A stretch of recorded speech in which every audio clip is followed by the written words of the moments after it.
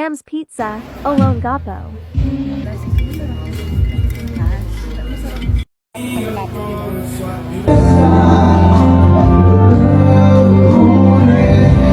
Hello guys, nandito pala kami ngayon sa Sam's Pizza for today's video. Nagyaya kasi silang kumain dito itong mga pamangkin ko.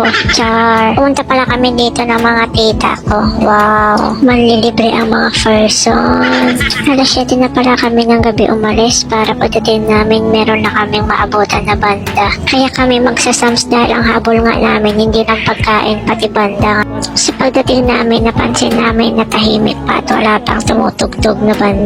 Kaya tinanong namin si madam kung may banda ba for today's video or wala at kung anong oras. Ang sabi niya mga 30 minutes at naka-break daw.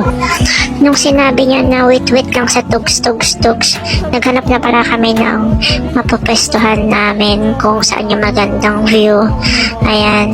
Unang pinag-iisipan namin kung dito ba sa may bintana, dito sa may dulo o doon sa harapan mismo para doon kami ma-okay mamaya.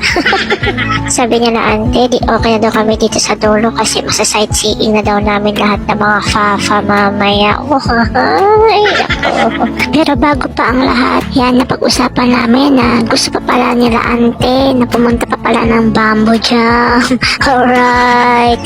Punta pa daw kami, mag-disco raw kami at maglasing-lasing pa raw kami. Kaya excited ang mga person. Woo! Namimili na pala kami ng hindi namin orderin. Tama, hindi kami mag-order. Mga asar lang kami dito. Tinawag na pala namin yung waitress para magbigay ng order namin. Tubig lang sana at saka isang french fries ay hanggang sa mag-uwian kami. Pero sige, minsan lang naman to. Kaya nag-order na kami ng isang pizza, isang tacos. In fairness, masarap yung sauce ng tacos talaga. Tigi isang basong iced tea at saka half chicken yung left side. Sabi ko, ayoko tang right side. Diyan muna kayo guys at magre-reels muna kami ni ante.